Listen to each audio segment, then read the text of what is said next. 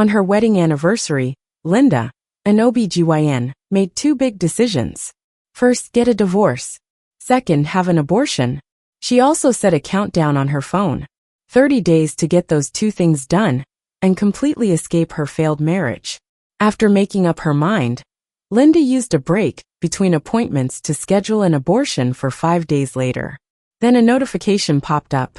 Her phone buzzed just as the appointment got confirmed. Number 32, David. Please proceed to the examination room, the hospital PA announced.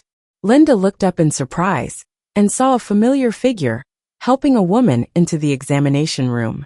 It was David, her husband and a top pilot for China Southern Airlines, wearing his pilot uniform. He was supporting a pregnant woman, Lily, like she was his treasure. Linda had seen Lily's picture in David's wallet before. Just a small photo with worn-out edges, showing he often took it out to look at. That's when Linda found out David and Lily were high school sweethearts who broke up 5 years ago, when Lily moved abroad to marry someone else. On the same day Lily got married in another country, David proposed to Linda. Emotions churned inside Linda as David and Lily entered the room. Their eyes met, and David seemed stunned. He clearly didn't expect to run into Linda there. He looked like he wanted to say something but looked nervous, which was rare for him. Linda remained silent, saying or asking nothing, although her trembling hand holding the pen betrayed her shock and pain. Just then, Lily fondly grabbed onto David's arm. David, is it too much for you to check on me right after a flight? It's no trouble, David reassured her, handing Linda the registration form. Linda swallowed back her emotions, took the form, and prepared to examine Lily. Lily seemed oblivious that Linda was David's wife, as she clung playfully to Linda's lab coat. Doctor, I'm scared of pain, please be gentle. Linda was about to explain that routine pregnancy exams aren't painful. But David cut in, please be careful, doctor. Lily's always been frail and afraid of pain, and she's allergic to penicillin.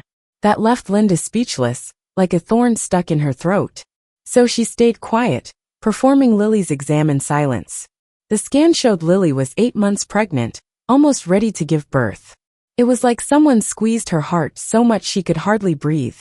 But even after the exam, she never questioned David. He seemed relieved. Before leaving, he looked back at Linda deeply, puzzled by how calm she seemed. In the past, she would always question any woman who got close to David. But Linda now was just tired. She was tired of her marriage and her feelings for David. And she couldn't handle the thought of David having a child older than their own. Later that night, Linda came home from work and surprisingly found David there. He seemed to have just returned, still in his uniform, holding a gift box. Got you something from Paris. As he handed it over, he tried to explain. The woman at the appointment was just a friend. I happened to see her as I left the airline, so I gave her a ride. She's pregnant and alone. Her kid's not mine. Don't get the wrong idea. I understand, Linda replied, unsure if she could trust him again, considering he'd kept so much from her about Lily. She thought about how to tell him she wanted a divorce and was planning to terminate their baby. But then David's phone rang with Lily's name flashing on the screen. He quickly silenced it, saying it was an emergency meeting, and told Linda not to wait up. He didn't wait for her response before leaving. Linda suddenly made up her mind, stopped him, and handed him a prepared divorce agreement. David, I found a flat I like. He lies to her, she lies to him. That felt fair. David was in a rush and signed the form at once. If you like it, buy it. Then he even gently kissed her forehead, saying, wait for me to come back.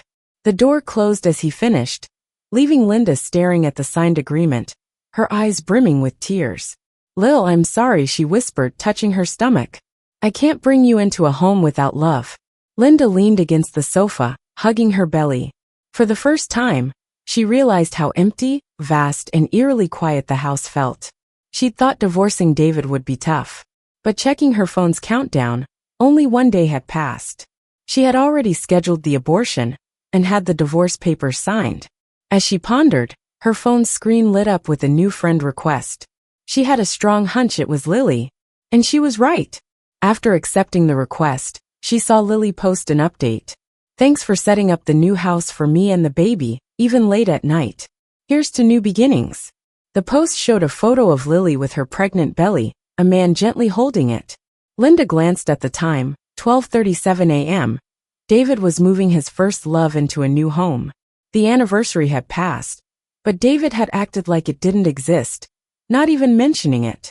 The phone screen reflected Linda's red, tear-filled eyes.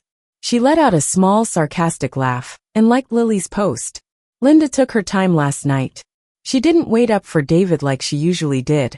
She casually placed the gift David gave her in the display cabinet, washed up, and went straight to sleep. She could guess what the gift was without even opening her eyes.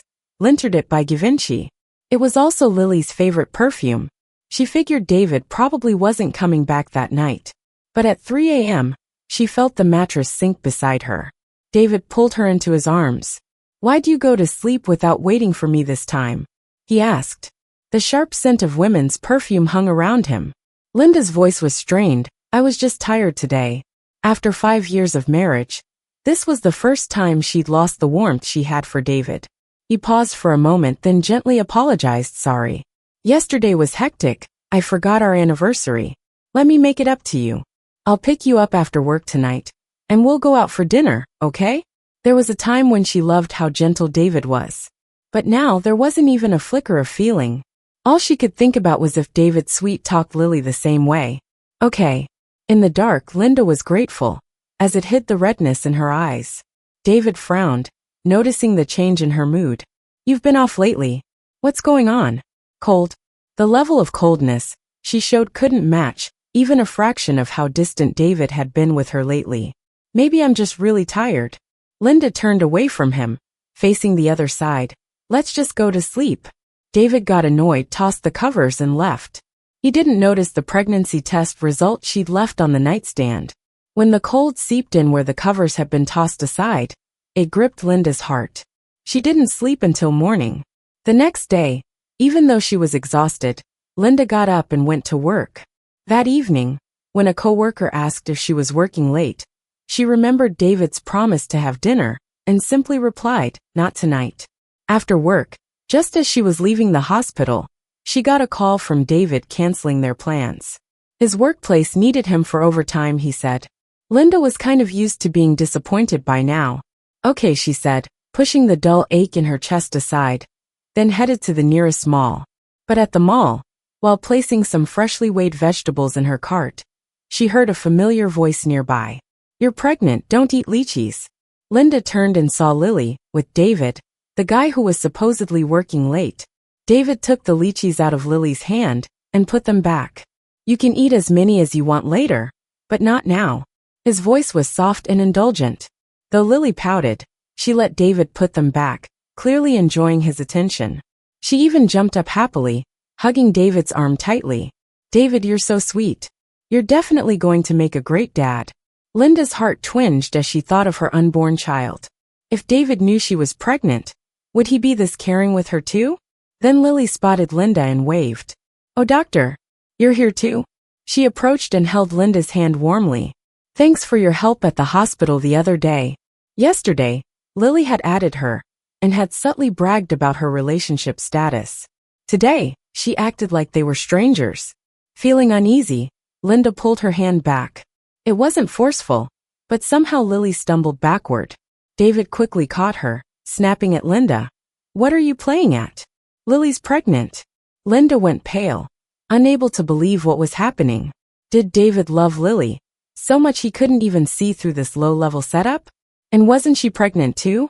She balled her fist tightly, nails digging into her palm. "And you told me you were working late. What's up with that?" David's expression shifted, a flicker of guilt in his eyes. Lily's lips curled upward, as if she was curious and surprised. "Oh, David, you know Linda?" Linda looked at David. His evasive eyes and tightly pressed lips said it all. He had no intention of telling Lily about their relationship. She chuckled, annoyed and deeply disappointed. "No, we don't know each other." Then she walked away with the cart. Passing by David, she couldn't miss the disbelief and anxiousness in his gaze. What was he surprised about? Wasn't he the one who refused to acknowledge what was between them? As she pushed the cart, Linda could feel someone's eyes on her, watching until Lily's voice cut through. "David, my stomach feels weird." "Don't worry, I'll get you to the hospital. And just like that, the gaze on her disappeared. She turned around, but David and Lily were gone. Only a lonely cart stood there, much like herself, ignored and left behind. Self-mockingly, Linda checked out and lugged home 2 heavy bags, getting a cab in the night air. Back home, she cooked dinner, a 3-course meal, serving it at the table. But eating alone felt isolating, and she lost her appetite after just a few bites. Hot and cold waves washed over her. Maybe she had a fever. Linda set down her chopsticks and went to bed. Sometime later, in a hazy dreamlike state, David returned. His cold, dry hand pressed against her forehead. "You're burning up," he said, his voice tender. That moment of kindness was so close to what she once cherished. Linda instinctively clutched his sleeve. "You're back. I thought you were with Lily at the hospital?" David found the fever medicine from the nightstand and poured a glass of water, bringing it to her lips. "I just dropped her off, didn't stay with her. Come on, take this medicine, it'll make you feel better." Touched by his care, Linda felt vulnerable for once, refusing softly, "No, I don't want any medicine." She couldn't take any with the baby and all. Her hand moved to her belly instinctively, wondering if he asked why she refused, if he'd guessed they were expecting. "I don't know if I unconsciously ignored her, or if there's some other reason." David just coolly withdrew his hand from hers and put the medicine on the bedside table. "As a doctor, you should understand better than anyone what it means to avoid the truth." One sentence, and Linda's little bit of hope was crushed. She wanted to ask David if he was also this cold to Lily, but in the end, she just gave a bitter smile and said, "David, I don't need you to tell me how to be a doctor." Linda, who was always gentle, had never talked back to David like this. David stood there stunned for a long time before snapping back to reality. "Are you mad because I didn't go to dinner with you today?" Linda felt a lump in her throat, the words stuck. Then David's phone rang. He glanced at it and left the room to take the call. Only Lily could make him take a call like that. If he can't let go of Lily, why pretend to be attentive with her? Just then, David came back in and sat on the bed, asking, "Isn't it true that pregnant women shouldn't take cold medicine casually? What can help relieve a cold and fever?" Linda's heart skipped a beat, thinking he had found out she was pregnant, unsure how to respond. Then she heard David say, "Lily caught a cold and is having bad morning sickness. I came to ask you." Linda instantly felt a sharp pain in her head, and the words stayed stuck in her throat like a fishbone. Seeing Linda was silent, David sat beside her and started searching on his phone. What to do about severe morning sickness? He sent a link to someone named Lily, adding a thoughtful note. "Pregnant women shouldn't just take any medicine. I can't leave right now, so take care." He claimed he couldn't leave, but aside from handing Linda a pill, he made no other move. He claimed he couldn't leave, yet he kept checking his phone for new messages from Lily. His hesitation wasn't silent. Linda didn't want to watch anymore, and closed her eyes to rest. She felt exhausted, and not just physically. Her heart felt like it was falling into an endless void. When Linda woke up again to the dim light, she felt a bit disoriented. There was just that cold medicine on the pillow, no David. She looked at her phone. 24 days left on the countdown. At 5 a.m., Lily posted on her social media, "When I need it the most, you're always there." The picture showed Lily leaning on David's shoulder, receiving an IV drip in a hospital, with a glaring look of happiness and pride in her eyes. While Linda glanced around their lonely, desolate home, so unlike Lily's scene, tears welled up in Linda's eyes again. If he can't let go of Lily, why did David marry her? Was it just to show he could divide his time and love between two people? Linda didn't want to look anymore. Just then, she received a message from the hospital, asking if she could come in for an abortion the next day. Linda's heart constricted at once. To not let it affect work, she took 2 days off from the hospital immediately. Then, with trembling hands, she replied yes. After replying, she scheduled to pick up the divorce papers and bought a plane ticket. The ticket's destination was Paris. The date was set for the day after she got the divorce papers. Linda once really wanted to go to Paris. When they first got married, David also said, "Linda, when we have time, we'll go to Paris for our honeymoon." But their work kept them busier than each other. The dream of a honeymoon slipped into oblivion. But it didn't matter. After she got the divorce papers, any place she wanted to go, she could go on her own. Right after her phone showed the ticket purchase confirmation, David returned. Naturally, he entered the room, touched Linda's forehead and softly asked, "The fever's down, still feeling unwell?" In sync, David didn't say when he'd left, and Linda didn't ask where he'd gone. She just pursed her lips and subconsciously asked, "Will you stay with me as long as I'm feeling bad?" David froze a bit, not expecting Linda to ask that. She was always too independent and strong, so he got used to her saying "I'm fine" too soon. Linda didn't really intend for him to answer, because actually, she wanted to ask David, "Isn't juggling between two women exhausting?" Looking at the tension in his face, Linda exhaled deeply, saying, "Just kidding. I don't need you with me all the time." Though she was smiling, David inexplicably sensed that Linda didn't need him anymore. David's heart trembled a bit as he stiffly wrapped her in his arms. "We're married. How could I not be with you? I'll be with you forever, to old age, to the grave." In the past, Linda might have been moved, but now, with just over 20 days before she'd leave, such promises were merely words she'd heard before. She wouldn't believe them again. Indeed, David's kindness didn't last long. Not long after, he couldn't stay put, always finding excuses to leave shortly after being at home. Counting down to 20 days left until she'd go, Linda went to the hospital for the procedure. She didn't expect to run into David and Lily while discussing her abortion procedure with a colleague. They sat together on a hospital bench. Lily was dreamily touching her belly, occasionally whispering to David, who softened his sharp expression, sometimes even responding, not at all like he was with Linda. The colleague by her side noticed too, couldn't help but say, with parents like those, their kid's probably gonna be real good looking. Probably. Linda's heart felt like it was stabbed hard, and she turned in disarray to go with her colleague into the operating room. After the pre-surgery checkup, her colleague suggested, "The baby's healthy. Maybe talk to the father before you decide. You might regret it." Regret? If David would ever regret, he wouldn't be with Lily at the checkup now. Linda shook her head, took the abortion agreement, and signed her own name on the guardian line. As the final stroke was laid down, her hand trembled uncontrollably.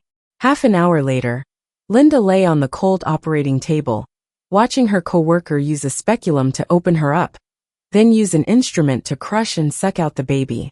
Even though she was anesthetized and felt no pain, it felt like her heart was being ripped apart by a knife. Tear after tear fell from her empty eyes. She could almost hear a cute little voice crying "mommy" in her ear. During the last step of the curettage, it felt like her heart was scraped empty in that instant. She felt with striking clarity that the final bond between her and David had vanished. There's no room for reconciliation between them anymore. Linda closed her eyes and let her tears soak the pillow. She lay numb in the hospital for an entire day, and David, who had promised to be with her, was missing the entire time. That evening, Linda endured the pain and got up to go home alone. As soon as she left the hospital, she saw David waiting at the entrance holding a large bouquet of roses. Seeing her come out, David handed her the roses. "Happy anniversary, honey." Linda paused, took the flowers and quietly got in the car. Usually, whenever she and David met, she'd chat excitedly about things that happened at the hospital, all the gossip. Now she stayed silent, and only deathly quiet remained in the car. David seemed a bit restless, and finally spoke up at a red light. "I didn't get you something for our anniversary. Is there anything you want?" There used to be so many things Linda wanted, yet every time she eagerly shared them with David, his response was indifferent. Gradually, she lost the desire to share with him. Linda stared out the window. "I signed up for a new parent online class. Can you join me?" David frowned, gripped the steering wheel tighter, and explained, "Lily and I are just friends. Don't overthink it or get upset." Linda didn't respond, just gave a small aha. David didn't expect Linda to be so unfazed and fell silent. "Then why did you sign up for that class?" "Why?" It was a class Linda signed up for before, full of hopes and dreams for her child's birth. But now, she herself had given up her child. Linda looked out at the city lights, her eyes already red. "If you don't want to, you don't have to ask what I want for our anniversary." David's throat tightened, and he said nothing more. The heavy silence weighted Linda's heart down like a rock. Once they arrived, she realized that the restaurant David chose for their anniversary was still Lily's favorite place. Suppressing the feeling of weakness, she got out of the car but forgot her purse inside. David intended to grab it as he exited, but noticed the abortion paperwork inside. His breath caught, right before reaching for the document. Linda's voice came from outside urging, "David?" David snapped back and remembered how Linda had often said she wanted a kid, with a nose like his and eyes like his. If Linda really was pregnant, how could she willingly abort it? David picked up the purse and caught up with her. "You forgot your purse. What's up with the abortion paperwork?" Linda's heart felt heavy, but she feigned calmness. "It's for a patient at the hospital." David nodded, understanding, and didn't press further. The restaurant quickly served the food. Linda stared at the greasy and spicy foods on the table, her stomach churning with no appetite. "What's wrong?" David did not notice her pale face, but still reached out to serve her a piece of fish. "Isn't this your favorite?" Her heart tightened, and she calmly put down her chopsticks. "You got it wrong. It's Lily who loves it, not me." David's hand froze with the chopsticks, his lips parted slightly. "Sorry." He turned to fetch the menu. "Tell me what you like. I'll order it, and I'll remember next time." 5 years of marriage. If David ever paid attention, he'd know what she liked and disliked.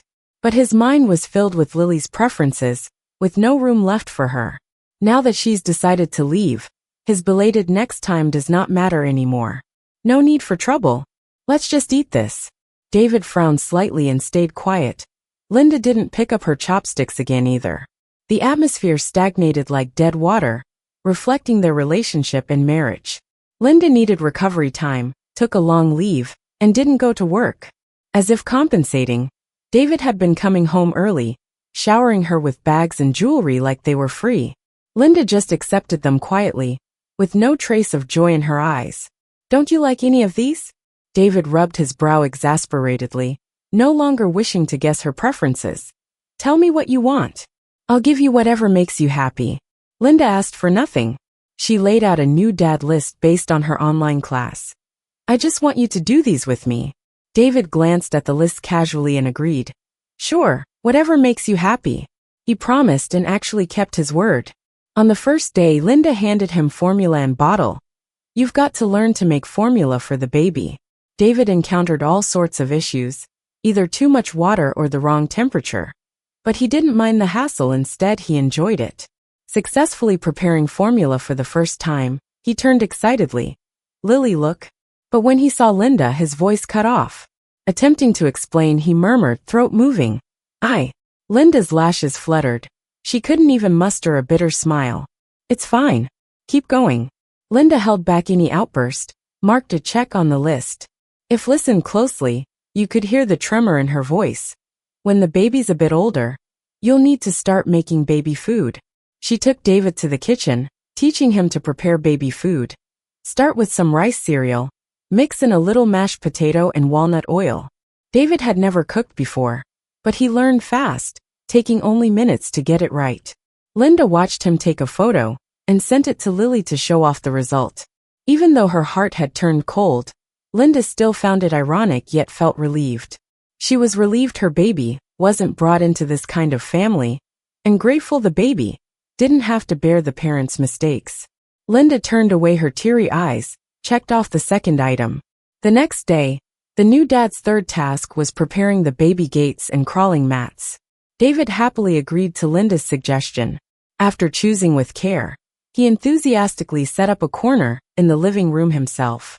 The fourth task was finding a suitable preschool. David enjoyed looking at many of them, and eventually chose a bilingual one that cost $12,000 a semester. When he picked it, he held Linda close and sighed in her ear. "We can't let our kid fall behind. I'll give her whatever she wants. Honey, how about we have a baby?"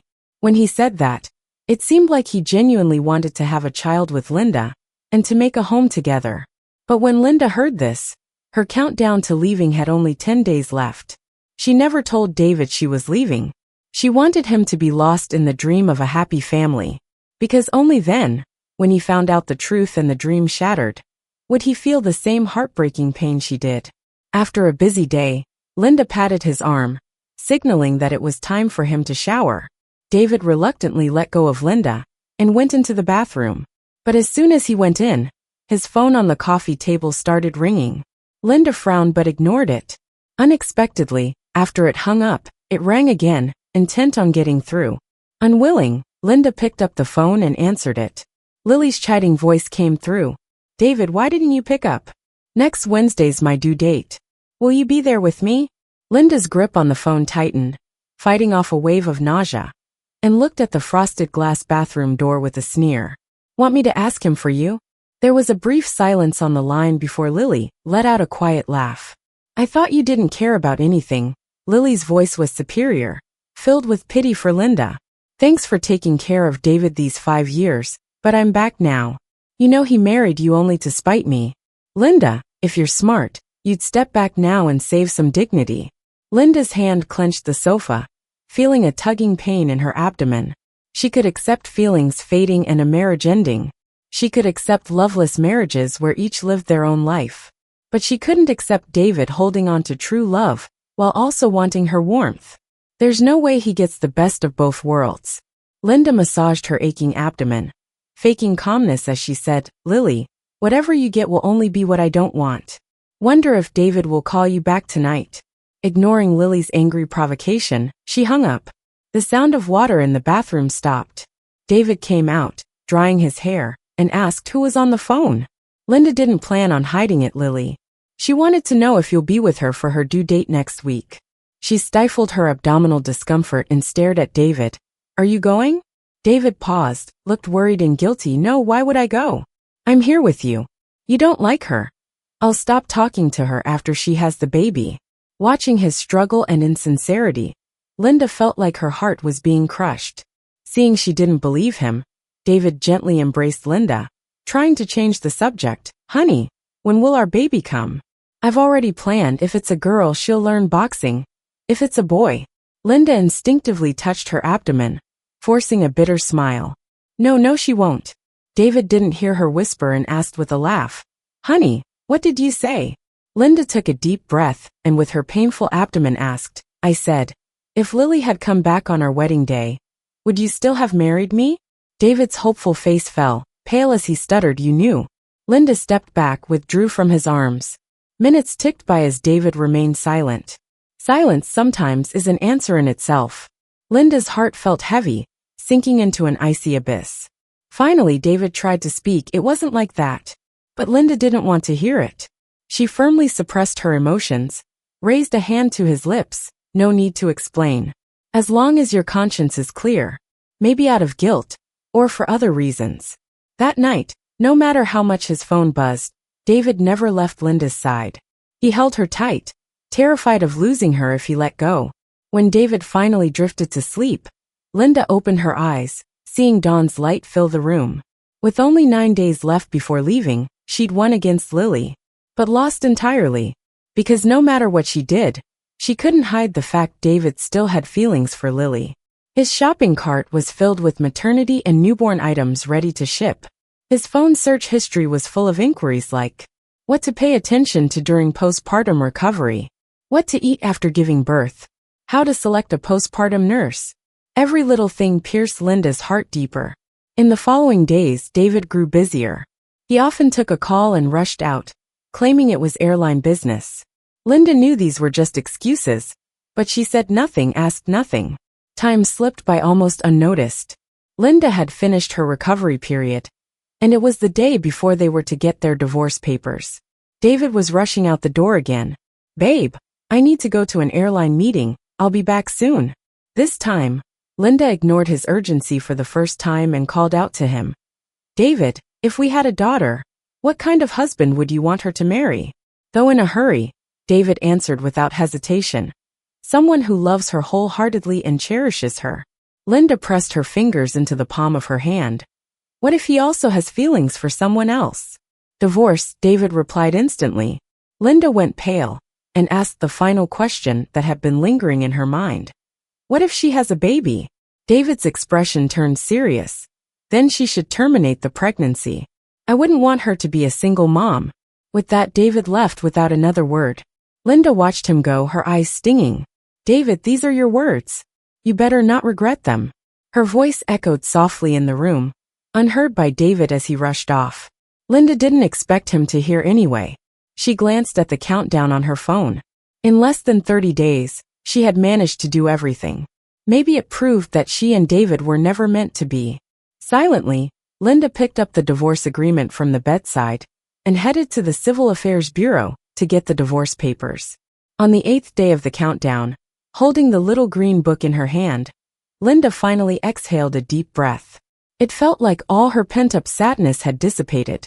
From now on, she and David were truly just strangers. Linda then arranged to meet up with an old friend for what would be a final farewell. Her best friend Clara arrived at the restaurant full of questions. You're going to Paris? Such a big decision. Did David agree? Also, you look so pale, so thin and tired. In the past few days, despite spending all day with David, he never noticed anything different about her. But Clara saw it at once. Linda's heart ached a bit, her suppressed feelings stirring like stones in her chest. She shook her head, eyes tearing up, and showed Clara the green booklet. Clara, David and I are divorced. Clara was shocked. So sudden? When did you decide this? When did she decide indeed? Perhaps 3 months ago, seeing David welcome Lily at the airport, watching them kiss. Perhaps 2 weeks ago, when David spent all night helping Lily move into her new place and forgot their wedding anniversary. Or maybe it was just now, seeing David rush to be with Lily. Linda didn't speak. Clara let out a long sigh. Such a shame. You've loved him for so long. Linda froze for a moment. David never knew. Linda had been infatuated with him since high school. But back then, David didn't notice her. When she heard he was going on a blind date, she made sure to be his date. She took 999 steps toward him, but he never made even one step toward her. Linda gave a bitter smile. He's always had someone else in his heart. Instead of bearing this thorn for a lifetime, it's better to cut my losses early. Love might withstand the test of time, but not a disloyal reality. I have my whole life ahead of me. I can't waste it on one tree. Clara was surprised by the reason, and didn't say much more afterward. When they parted, Clara hugged her tightly. Keep in touch after you get to Paris. Don't disappear. Will do. Linda bid farewell to Clara, and headed to the hospital again. In the past, she would go to the hospital to save lives. It was a place where she had ushered many new lives into this world. Now it was also the place where she said goodbye to her child, and ended her career as a doctor.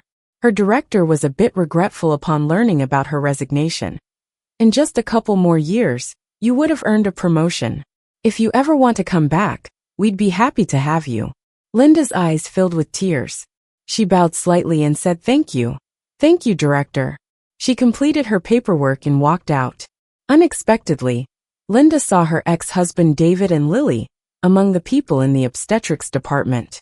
Lily, beaming with joy, was holding onto her belly and clutching David's arm as they walked slowly down the hallway. David was carefully supporting her, his handsome face full of anticipation. All his attention was on Lily, oblivious to Linda passing by. He didn't hear Linda, overhearing their conversation. Thanks to you, David, the baby and I are safe. Once the baby is born, will you name them and be their dad? And the David who had promised to break ties with Lily after the baby was born, responded with commitment and excitement. Sure. Facing forward, Linda's eyes slowly reddened. Tears welled up, but she merely paused before walking more determinedly. After all, she and David were officially divorced now. From now on, whatever David does or whoever's dad he wants to be, it has nothing to do with her. Thinking this, Linda walked out of the hospital, her steps heavy yet defiant. The sun outside was warm, chasing away all the chill from her body. She wiped her tears and went home to pack up. While sorting things, she realized everything in the house was something she had chosen over time. Pillows, mattresses, rugs, scented candles. She'd gone through a lot to help David adjust his jet lag, visiting several factories to have them custom made. David never cared about any of this. To him, it was as impersonal as a hotel room. Beneath his gentle appearance was a deeper indifference. Linda used to think of her home as a cozy place, but now it just feels cold. After packing, Linda only took a few basic items with her. She asked Clara to handle all the luxury stuff. She didn't take anything that reminded her of her relationship with David. Her phone countdown showed 6 more days, but she was done waiting. By the time she'd finished everything, it was 10 p.m. before David got home. Walking out of the bedroom, Linda was immediately embraced by David. He buried his head in her neck, carrying the chill of the night wind. "Honey, we'll have our own kids someday, right?" Linda froze, letting him hold her, not knowing what to say. Even though she was leaving soon, she couldn't figure it out. How could David flirt with Lily one moment and talk to her about kids the next? David didn't pick up on her mood, his voice unusually gentle. "I have to fly to Paris tomorrow, but I'll be back in 3 days with a surprise for you." Linda couldn't care less about his surprise. She could only sense that David was happy tonight, probably because he got closer to Lily. Linda just nodded, hugging David tightly. It was her final goodbye to their emotional mess, and this not-so-happy marriage. The next morning, Linda made breakfast for David as usual. Dressed in his pilot uniform, his look was less intimidating. But before he even sat down at the table, a call came from the hospital saying Lily was in labor. David didn't eat a bite, awkwardly holding his phone while looking at Linda. "Honey." Linda forced a smile, putting the breakfast away. "Go ahead, it's tough for her to do this alone." David's eyes lit up, with a hint of a smile at the corners. He hugged Linda, kissed her forehead. "Honey, wait for me to come back." And with that, he left in a hurry. Linda watched his retreating figure for a long time, her eyes stinging before she finally turned away. She dumped the breakfast into the trash, turned off the countdown on her phone, and placed the divorce papers and certificates on the nightstand. It only took 23 days to finish what she thought she'd never do in a lifetime. With tears in her eyes, Linda took a cab to the airport. It was busy when she got there. The big screen showed the flight to Paris was delayed. The reason? David was at the delivery room, praying for Lily and their newborn. Linda found a place to sit, overhearing fellow passengers. "How long will this delay be? Should we find another flight?" Linda quietly said it won't be long. She had just checked Lily's latest post. "We've come full circle, my man," was the caption. The picture showed David's hand cradling the tiny feet of the baby, while Lily, looking exhausted, lay beside him. They looked like a family. Linda felt a brief, shallow pain in her heart, but it quickly vanished.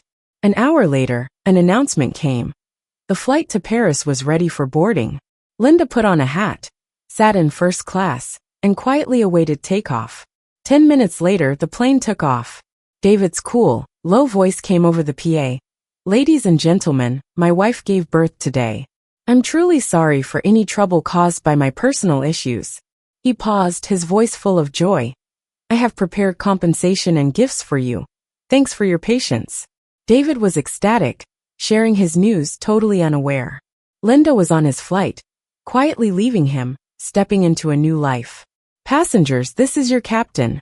Our plane is cruising, and we're set to land in Paris at 10:04 a.m. Afterwards, David put the mic down, expertly steering the Boeing 737 through the clouds. 15 minutes later, the plane landed smoothly at Charles de Gaulle Airport. In the terminal, David dragged his pilot's suitcase, listening to the crew chat. The co-pilot, Ken, was already saying how much he missed his wife. David listened without expression, but he suddenly missed Linda. The thought popped into his head. Amidst the crowd, he glimpsed a familiar figure going through customs. He abruptly stopped, felt momentarily dazed, but the person was gone when he tried to see again. Ken seemed puzzled by his sudden halt. "Captain, did you see someone you know?" "No, just a mistake." David looked away, but felt uneasy inside. It couldn't be her. Linda just dropped him off at the airport yesterday, so how could she possibly be in Paris now? Ken teased, "Missing your wife already?" David gave him a look but said nothing. After a few steps, he took out his phone, checking to find only some news alerts and junk messages, nothing else. The chat titled "Wife" on his screen stayed silent, and their conversation was still from the day before. Normally, during each flight, from takeoff to landing, Linda sent him plenty of messages. Sometimes it was a cute dog she saw, other times a new dish she tried, ending always with "Did you land safely?" But right now, David looked down, sent Linda a text saying he landed safely, and after a while, followed up by asking where she was. Linda didn't reply. David glanced at the time. It was still 6 p.m. back home, and Linda was probably busy at the hospital, which would explain why she hadn't checked her phone. As he left the terminal, Ken asked, "Wanna grab some food with me?" David put his phone away and coolly replied, "Nah, I've got stuff to do." "All right then," Ken said, used to David's reserved nature, and left with a simple goodbye. David frequently flew the Paris route, and for convenience, had bought an apartment in Paris's 14th arrondissement. After taking a cab there, he checked his phone for WeChat messages. Nearly an hour had passed, and Linda still hadn't replied. David frowned slightly, feeling that familiar anxiety settle in again. Suddenly a text message came through. "Sir, the auction you commissioned has been completed successfully. We will deliver the items at the agreed time." It was from the auction house. David's long lashes lowered slightly, the cool light from the screen illuminating his eyes with a hint of amusement. 2 days ago, he had stumbled upon a 10-carat pink diamond ring on an auction site. It was a rare find, and the auction was conveniently happening in Paris. This ring was destined to be a wedding anniversary gift for Linda, a surprise he planned to give her once he returned home. Their wedding had been rushed. He didn't provide Linda with a grand ceremony or a proper ring. This gift was something he hoped she'd love. As he thought about calling Linda, his phone rang first. An unfamiliar number flashed across the screen, and a moment of disappointment crossed David's face. He declined the call, but the number was persistent. By the 5th call, David's furrowed brow deepened. Finally, he swiped to answer, only to hear Lily's soft, tearful voice. "David, did you block all my contacts? Even if you're with Linda now, we can still be friends, right?" Listening to her choked accusations, David felt no emotion. He replied calmly, "Lily, I made it clear to you that there's no need for us to stay in touch. I've done all the favors you asked, and now we're even. No, you can't just do this to me, David." Lily's protest was cut off as David ended the call. He set his phone down, leaning against the balcony railing, lost in thought as he gazed at the sprawling view below. The day Lily gave birth, he helped manage the paperwork. When Lily woke up and looked at the child smiling, she asked David, "It's a boy. Do you want to name him?" David looked down at the tiny baby, but his thoughts were with Linda. He wondered if they'd have a boy or a girl, what their child's personality would be like, how their life with the kid would unfold. No matter what, he planned to be a good dad. He'd done his homework, even picking out a middle school. He knew he could take care of Linda and their child, which brought a slight smile to his face. He blurted out Jason. As for a nickname, he figured they'd decide together. Lily, more delighted, said, "That's a great name. I bet he'll love it. Let's call him Jason then." Reality hit David, and he frowned. "You misunderstood. That name is for the child Linda and I will have." Lily froze. "David, are you really planning to have children with her?" His silence made her panic. She grabbed his hand, shocked. "I know you don't love her. You married her just to spite me. But now I'm back. We can be together again. I won't leave this time." "That's not necessary." David calmly pulled his hand away. "I was confused when you returned, unsure of what I felt. But now I understand. It's not about you. It's about past regrets. I'm in love with someone else now, and she's who I want to spend my life with. Our chapter is over. I've reserved the postnatal care center per your request. Take care and get some rest. I've done all I can, so let's not see each other again." Walking out of the hospital that day, David felt relieved. His phone buzzed, bringing him back from his thoughts immediately. The clothes he bought for his future child, and for Linda's future pregnancy, had arrived. Looking at his phone, David's longing for Linda surged. The urge to hear her voice became overwhelming, and before he knew it, he had dialed her number. But there was no answer, just a persistent busy tone. "Sorry, the number you are calling is currently unavailable." Frustration etched on his face. He tried again, only to hear the same mechanical hum. What was going on? Linda had never not taken his calls. David recalled that even at 4 a.m. once, forgetting the time difference, she had answered groggily, asking what was wrong. But now his attempts felt futile. Was she in surgery? Maybe a hospital meeting? David couldn't think of any other reasons.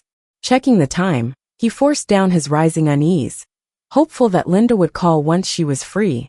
Later that afternoon, the doorbell rang. David opened the door, and there was the auction agent standing outside. They handed him the item he had bid on along with some documents that needed his signature. After signing, David paid off the remaining commission. The agent was aware of the value of the pink diamond and, seeing David's generous spend, smiled and asked, "Is this for your wife, sir?" Hearing this, David couldn't help but imagine Linda wearing the ring, his long eyes crinkling with a smile. He nodded. "She must be very lucky," the agent remarked before leaving with a word of blessing. David looked at the diamond ring, and for the first time, felt an overwhelming urge to return home quickly. But by the next day, Linda still hadn't contacted him. She hadn't replied to a single message. David started feeling uneasy. He called Linda again, only to find that her number had suddenly become disconnected. How come? Why was it disconnected? David stared at his phone in disbelief. His flood of longing was instantly replaced by endless anxiety and panic. He tried every way to reach her, but he couldn't get in touch with Linda. The automated voice on the phone drove all reasoning from him. David couldn't wait until his flight back. He managed to switch duties with a colleague still in Paris, and bought the earliest ticket back to his country. Landing back home, it was already 3 a.m. David rushed home as fast as he could, not pausing for a second. Once inside, the house looked exactly like it did when he left, unchanged. Yet, the lack of change amplified David's apprehension. Had Linda not returned home at all since the day he left for Paris? He hurriedly walked into the bedroom, and instinctively opened the wardrobe. Only his clothes were left. The clothes he wore that morning had been ironed and laid out on the footstool by Linda as usual, which is why he hadn't noticed anything amiss. He turned around, taking a glance around the room. But it wasn't just that. Linda had taken more than just clothes. Nearly all signs of her life in the house had disappeared, as if she'd been erased from his life. However, the gifts he had given her were all still there. That's when it hit David. His once rapid breaths began to slow, and he sat on the edge of the bed with a pale face, suddenly spotting a document on the nightstand. He remembered it being for an apartment along the river Linda had liked before. He reached out and grabbed it, flipping it open. His eyes widened. It wasn't any contract for an apartment purchase. It was a divorce agreement. Adding to the irony, the signature on the bottom right was his own. In disbelief, David flipped through the pages, and a thin sheet of paper slipped out. It landed at his feet. To his shock, it was a pregnancy test report. In that moment, David felt a chill run through his blood. Linda was pregnant. The date on the report showed it was taken 3 months ago. It coincided with the time when Lily returned to the country. But over these last 3 months, he hadn't known a thing about her pregnancy. No, he did know in a way. In these months, Linda's attitude had been different. A few times, he'd seen her suffering from morning sickness. Recently, she'd started wearing loose dresses. Furthermore, she suddenly wanted him to learn how to be a dad. But his mind was elsewhere, troubled by Lily's sudden return, and he hadn't paid attention. Everything pointed to Linda's disappointment in him, and by the time he realized this, she had already left. Just when he planned to show her his intentions with the gift and to live well and rebuild their family, David felt the weight of loss. It was only in loss one starts to appreciate what they've had. David paused his career, frantically searching for Linda everywhere. He scoured every place she might have gone, turned the entire city upside down. Suddenly, he remembered the figure he saw at Charles de Gaulle Airport in Paris. Had he really been mistaken? David couldn't dwell on that thought for long, though. A gut feeling urged him to check the passenger list of the flight he piloted to Paris that day. Seeing Linda's name was like being struck by lightning. He was almost gasping for air. Yet why? Why, when he was prepared to confess his feelings when gifting her the ring, did she leave? He told her to wait for his return. However, on the day he flew out, Linda had left for good. David leveraged every resource and connection to find Linda. But the world is huge, and if she wanted to disappear, it was nearly impossible to track her down. Still, he was determined to find Linda. 3 months later in Paris, Linda sat on a park bench, tossing breadcrumbs to the pigeons. With the wind blowing gently, she looked down, a quiet, peaceful smile playing on her lips. As golden leaves fluttered to the ground, she scattered the last of the breadcrumbs. A crowd of gray and white pigeons gathered around. In this past half-month, this was probably the most relaxed and free she'd felt since leaving David. She tried so many things she'd never done before: skydiving, rock climbing, diving. For the first time, she truly felt how close freedom was. After feeding the birds, Linda lingered for a while before getting up to leave. She had a flight back home the next day. After all, her life and roots were still back in her home country. Besides, in these 3 months abroad, she found she preferred the scenery back home. The next day, Linda boarded the plane home. Next to her sat a man in a well-tailored suit. He had striking features, deep-set eyes with an air of elegance. Even just sitting there, he drew attention. Linda turned her gaze toward him, and suddenly there was a loud call for help coming from the direction of the plane's lavatory. "Is there any medical staff on this plane? There's a pregnant woman in labor, and the baby's in trouble." Without hesitation, Linda got up and rushed over from first class. "I'm an obstetrician, I can help." When Linda reached the airplane bathroom, the woman had already given birth. She looked panicked, but seeing Linda was like grabbing a lifeline. Her voice trembled. "Doctor, please save my baby." Linda glanced down. The woman was carefully holding an amniotic sac the size of a palm, with a placenta and newborn inside. Linda frowned. Calming herself, she asked, "How far along are you?" "Only 26 weeks. Linda tensed up. 2 other doctors heard the commotion and came over. But they weren't obstetricians, so they assisted Linda as best as they could. With limited medical resources at 10,000 meters in the air, Linda could only put on gloves and tear open the amniotic sac. The newborn's skin was pale, their limbs cold. Things weren't looking good. "Please bring hot water bags and blankets quickly," Linda yelled urgently while performing emergency procedures. Everyone in the cabin was on edge, eyes fixed on Linda. As the baby's heart rate gradually stabilized, everyone breathed a sigh of relief. In first class, Nathan glanced at Linda, wiping away the sweat on her brow. Quickly, he looked away. The plane made an emergency landing at the nearest airport. The 3 doctors took turns performing chest compressions on the baby, and Linda stayed vigilant the entire time. Once on the ground, Linda went with the ambulance to the hospital with the newborn. From high up in the sky to the hospital, she continued compressions for over an hour. Once the baby reached the ICU, Linda finally relaxed, her hands trembling from numbness. Once both the newborn and mother were stable, Linda felt at ease and headed back to the airport to catch another flight arranged by the airline. When the plane arrived safely, Linda got home at 2 a.m. Exhausted, she just finished showering, and her phone buzzed with a message alert. She checked it. It was a friend request from an unknown number. Linda hesitated for a moment, then accepted it. Immediately a message came through. "Linda, what on earth did you do? David's only thinking about you now. He won't even see me." Linda didn't expect that after blocking Lily, she'd still find a way to get in touch. Thinking back to the announcement post she saw in Lily's feed before leaving, Linda smirked and replied, "Weren't you and David already together? I stepped aside for you. What more do you want?" She did exactly what they wanted, and let Lily and David be together. But Lily wasn't satisfied. "Linda, you're doing this on purpose. You want David to not forget you." Reading Lily's messages, Linda found it amusing, but also felt a secret sense of satisfaction. Don't you want to be the one he can't forget, and also be his legitimate wife? Lily, being too greedy will get you punished. After sending that, Linda didn't want to continue the back and forth and blocked Lily again.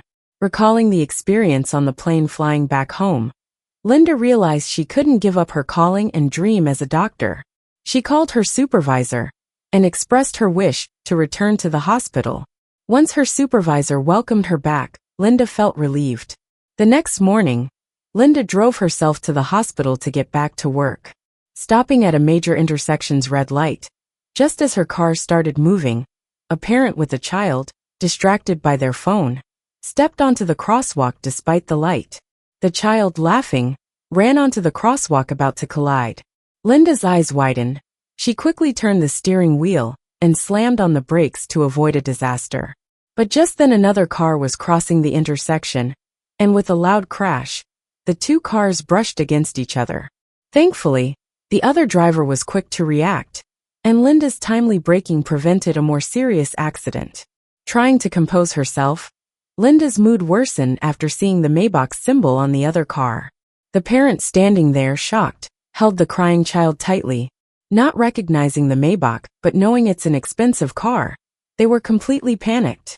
At the busy intersection, people hurried by, briefly looking at them with either sympathy or pity, but continued on their way.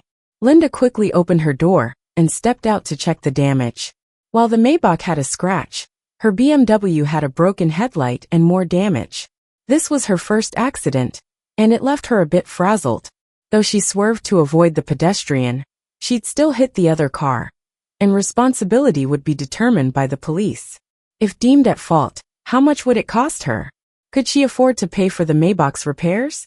While she was lost in her worried thoughts, the Maybach's door opened. A sharply dressed man in a suit stepped out from the passenger side, calmly observing the scratch. He frowned but didn't confront Linda. Instead, he addressed the parent with the child, questioning them softly. "Were you even watching your kid? It's dangerous, don't you know?" Face pale, clinging to the child while mumbling apologies, the parents said they'd be more careful in the future and hoped the man would spare them the compensation, as they truly couldn't afford it. Though Linda felt bad, the accident arose from the parents' distraction and decision to cross against the light. It was hard to argue against that. But knowing the average person might not earn enough to cover damages to a Maybach in their lifetime, she quietly said the truth. They probably couldn't afford it. The man heard her words and looked at Linda with a complicated expression. He was about to say something when the rear window rolled halfway down. Linda looked up, surprised for a moment. Through the half-open window, she saw a man with deep, sharp eyes and thin rosy lips. It was the guy who'd sat next to her on the plane the day before. His thin lips parted, and he spoke in a cool, deep voice. "Mike." The man called Mike turned around and leaned close to the window, saying, "Boss." The man in the back seat spoke up, "We're almost late." Mike nodded in understanding and looked at the parent. "It's fine. You're with a kid. Just be more careful in the future." Linda understood that this was all because of the man in the back seat. The parent quickly expressed their thanks and left with their child. Mike then got in the car, without even mentioning compensation to her. All this because the man called boss said one sentence. But anyway, she realized she'd run into some good people today. Linda came back to her senses, pulled out her phone, and contacted a tow truck to get her car fixed. She had no choice but to explain the situation to her boss early, and then took a cab to the hospital. She couldn't believe she'd been through so much drama already that morning. Watching the world rush by outside the cab window, her mind was restless and unsettled. The cold wind blew through the half-lowered window, but Linda felt a strange warmth in her heart. But fate has a funny way of messing with people. As soon as Linda got out of the cab, she bumped into David walking out of the hospital. Their eyes met, and David's eyes immediately reddened. His face looked a bit pale. He strode towards Linda with an uncontrollable longing in his eyes, struggling to keep his emotions in check. "I thought you were going to avoid me forever." After her initial shock, Linda gazed at him with a calmness that grew. "I did nothing wrong. I have no reason to avoid you. I just don't want to have any more ties with you." Every word seemed to drain all of David's strength, his eyes tinged with red. At the hospital entrance, people rushed by, too preoccupied to notice them, though some occasionally glanced their way. David held Linda tightly, as if wanting to melt her into his very being, his voice muffled as he buried his head in her neck. "Yes, it's all my fault. I wronged you, but I've cut all ties with Lily. Can you forgive me?" Since being apart from Linda, no one prepared meals for him or reminded him to eat on time. Busy to the point of getting stomach pains and ending up in the hospital, he lost the attentive care that once looked after his meals. No one ironed his clothes for the next day or kept a light on for him at home waiting for his return. Alone in his empty house, with things he bought for Linda and their future baby, he felt like he was losing his mind. "I've been looking for you this whole time, Linda. I miss you so much. I didn't know you were pregnant back then, but I bought those maternity and baby things just for you." Linda stood still, silently watching him without responding. She'd never seen David lower himself like this. Once upon a time, he was almost untouchable, but now stood before her, begging forgiveness. But Linda felt only a dead calmness. Once she'd wished for David's affection. Now, hearing his words felt bitterly ironic. Even though she once loved him deeply, she had truly moved on. After a long pause, she broke free from his embrace and said calmly, "Stop wasting your energy, David. We're done here." David stared at her in disbelief, lips pressed tightly, voice trembling almost imperceptibly. "No, I finally realized my heart belongs to you, Linda. I want to spend my life with you." Linda interrupted sharply, "David, I loved you for 5 years. Isn't it a bit too late now? You married me to make Lily jealous. That restaurant we always went to was really Lily's favorite. The moment Lily came back, she consumed all your thoughts and attention." David paused. He hadn't realized Linda knew everything but said nothing. Linda continued, "Besides, even without Lily, our marriage was a one-sided struggle. It was bound to end. I don't want to keep up this one-sided marriage anymore." Her words were unwaveringly calm, cutting David deeply. David's eyes trembled. "I know our marriage happened too quickly, and I wasn't ready. That's my fault. But at least give me a chance to make it up to you, okay?" She softly smiled, "Sure. Do one thing for me." His eyes lit up. "Whatever I can do, just ask." Linda knew he'd always spend money on her. But that's not what she wanted. She looked at him and said, "From now on, disappear from my life, and don't disturb me ever again." David's face turned pale with each word. "No, I can't do that." His voice was hoarse, with a trace of trembling. Linda said nothing more. David's jaw tightened. He hadn't had a proper night's sleep in ages. Dark circles shaded his eyes, bloodshot and weary. His stomach ached faintly. He furrowed his brows, pursed his thin lips. The harshness in his eyes softened with a glow as he looked at Linda. David pulled out a velvet box from his pocket. Inside was a top-quality pink diamond ring meant to move past the topic.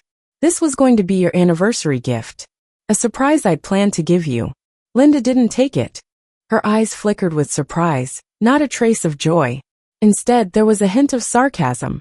"Wasn't the news you wanted to share supposed to be that you officially decided to be with Lily?" David paused, furrowing his brows. "Of course not. I already decided to end things with her. There's no way I'd agree to be with her." Linda suddenly understood. That post Lily made on social media that day was just a show for her. But now that the misunderstanding was cleared up, what difference does it make? She no longer cared who David ended up with. After a moment, she chuckled softly. "The gift is too expensive. You should keep it. I've got work to do, so I'll pass." With that, Linda walked around him, ready to leave. As she brushed past, David firmly grasped her wrist and asked softly, "Is our child still?" Just asking this, he wasn't hopeful. Linda's determined attitude had already said it all. But he still wasn't ready to let go. Linda pulled her hand away, looking at him calmly. In that silence, David's heart sank deeper. He knew the answer. In the moment of realization, Linda turned and walked into the hospital, not glancing back once. The stomach pain seemed to worsen. It hurt so much that David bent over where he stood, biting his lip until he tasted blood. That relentless wave of pain didn't stop, not even as the skies grew dark. David staggered home, feeling numb like a walking corpse. In front of his house, there was someone waiting, holding a baby probably less than a month old. But David only took a quick glance and walked past. Lily's smile faded. "Won't you even say a word to me now? We could be together again. Wouldn't that be good? She's not in love with you anymore." David stopped but didn't turn around. The soft moonlight spilled down through the trees, their shadows casting on him, making him look both striking and distant, hard to fathom. "David." Lily clutched his sleeve, her voice hoarse. "Linda is just messing with you, torturing you. Don't you understand?" David finally turned around slowly. Looking at Lily's incredulous eyes, he spoke clearly. "I understand. I am willing. The night was so quiet it seemed you could hear your own breath."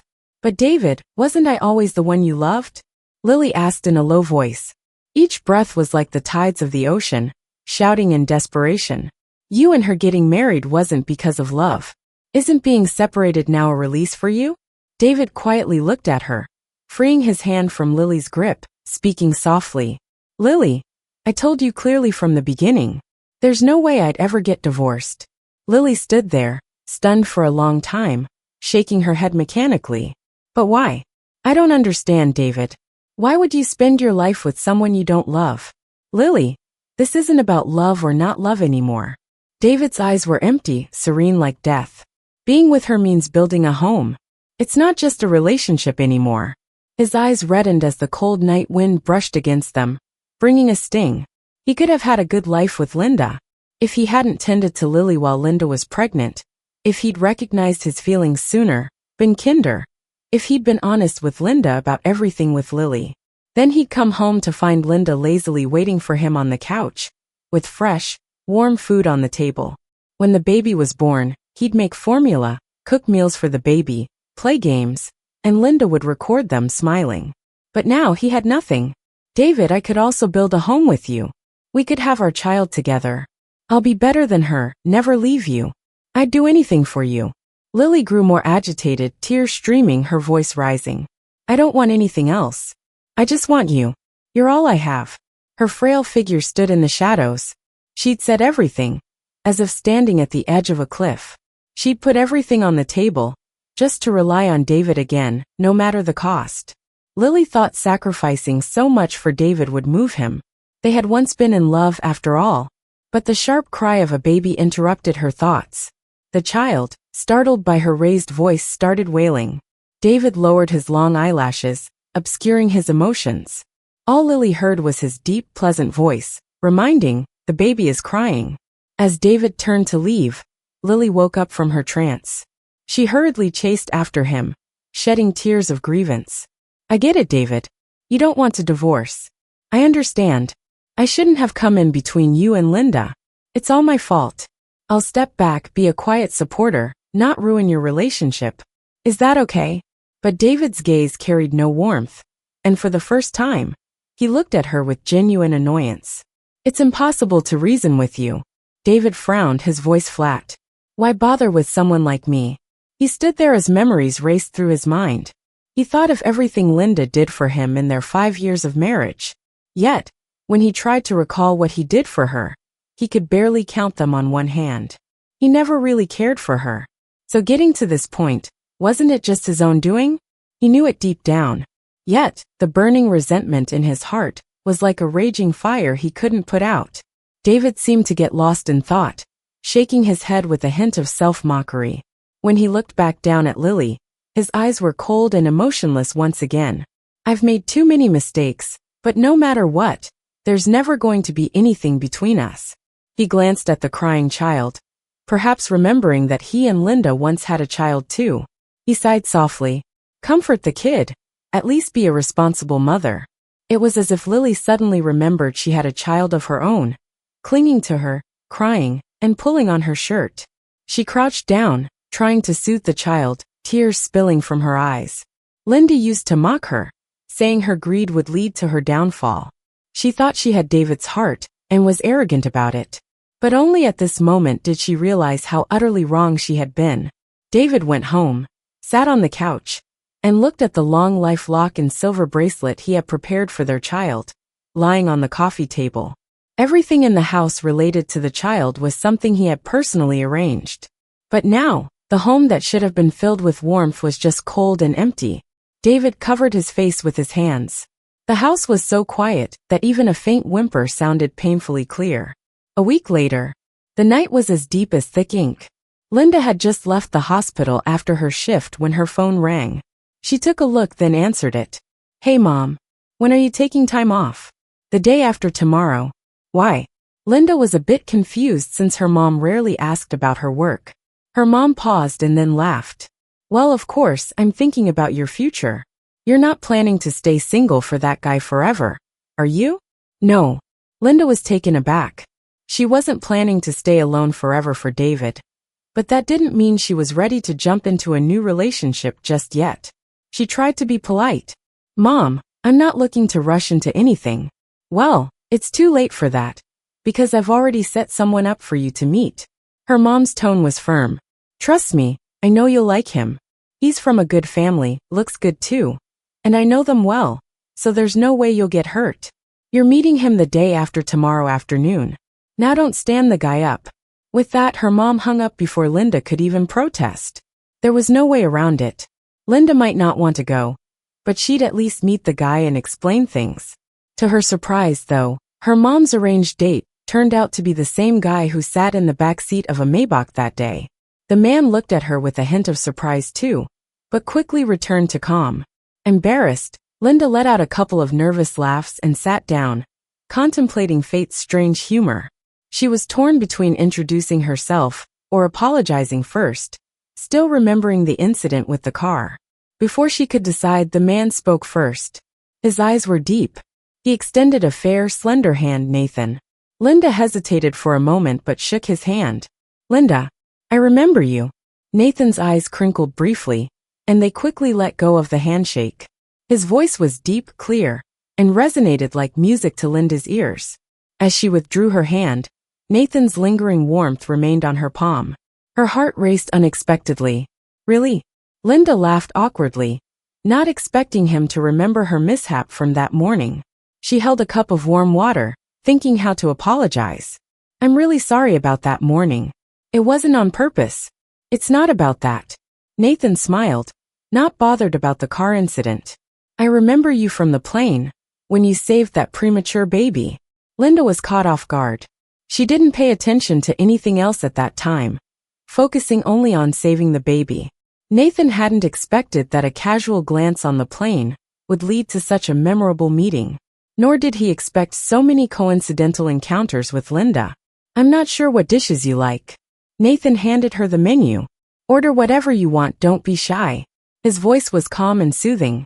Initially intending to get straight to the point and leave, Linda instead found herself flipping through the menu. Thinking of Nathan, she added a few dishes that everyone generally liked. As they ate, Linda noticed Nathan barely touched his food and asked, Not to your taste? Nathan paused. No, it's not that. He laughed lightly, pushing one dish closer to her. You seem to like this one more. Her hand paused in surprise, and she blurted, How did you know? If I couldn't tell something like this, I'd probably be bankrupt by now. Nathan chuckled, his eyes twinkling with amusement. Realizing her question was silly, Linda knew he simply gauged it by how often she went for a dish. Hearing Nathan's joking tone, Linda felt an unexpected tinge of sadness. This was someone she just met who noticed her preferences, while David never even once paid attention. She wasn't inherently materialistic. She valued the emotions in the moment more than future compensations.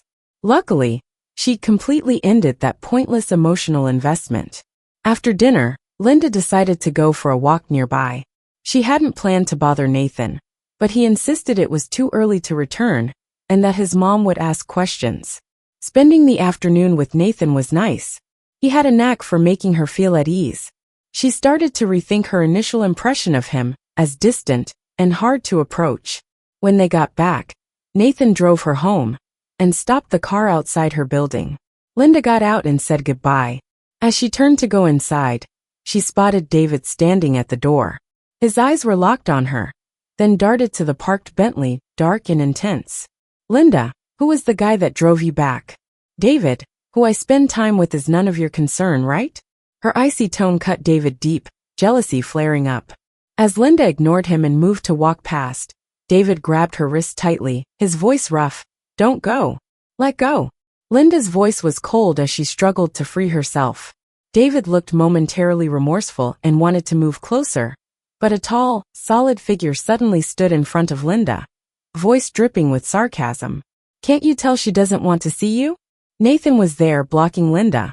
His dark eyes swept over David, cold and intense. The air went tense instantly. Linda looked up at Nathan in surprise. She hadn't realized he hadn't left yet. From her angle, she could only see his strong shoulders, his sharp profile and thin lips. Who are you? David's voice was icy, eyes glaring in anger. This is between me and my wife. Wife? You say that pretty easily. Nathan frowned, finding the word grating. After a moment he glanced at Linda, then back at David. His charming eyes narrowed, a smile that didn't reach them. I think you should remember your place. Linda's ex-husband. Calling him ex-husband really struck a nerve with David. The harsh words pierced him, and he stood momentarily speechless. David's eyes narrowed, fists clenching so hard his knuckles turned white. Jealousy and anger mixed, clouding his judgment. He suddenly lunged, grabbing Nathan by the collar and slamming him against the wall, fierce determination in his eyes. Say it again. Linda had never seen David this furious, nor expected him to get physical. David, stop it. Her voice seemed to make David pause, but his anger only grew, now mixed with a twinge of hurt as he looked at Linda. You're defending him? Nathan turned to glance at Linda. Despite David's grip on his collar, Nathan looked relaxed, unfazed. He scoffed coldly. If you care about her so much, how did you wind up as her ex? Shut up. David snapped, his composure breaking, as if something sharp had pierced his heart. In a flash, he aimed a punch at Nathan's face, fierce and intense. Nathan's eyes narrowed, raising his hand to catch David's with a firm grip. Then he pushed David away forcefully. But David, driven wild by anger, refused to back down. Linda's heart raced. This was her first real encounter with Nathan. She couldn't let Nathan get hurt and bring shame upon himself and her. And this scene was just ugly. She hurried forward, grabbing David's arm, urgently speaking. David, stop, calm down. I can't calm down. David's voice was hoarse, looking down at her, eyes filled with red rage. I never wanted the divorce with you. So what?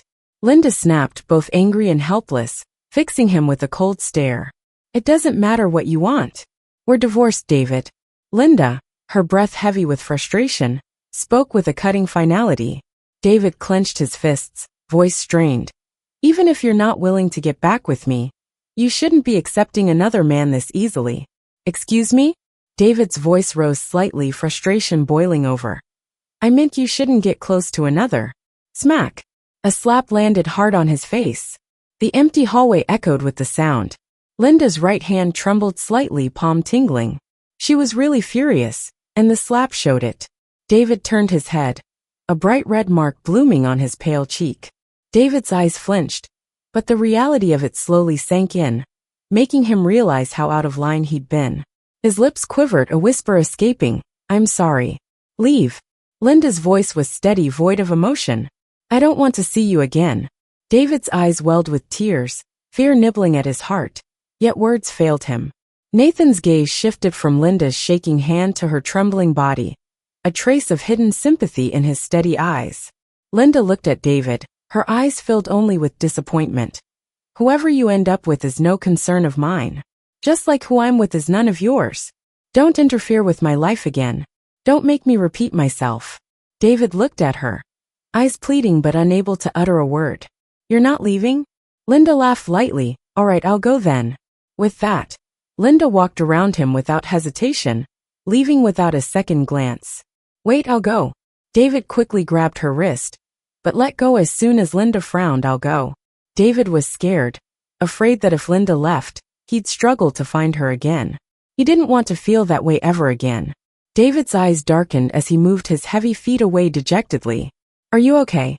Nathan glanced down at Linda beside him. Linda frowned slightly. My hand hurts a little. Nathan chuckled. As long as your heart doesn't.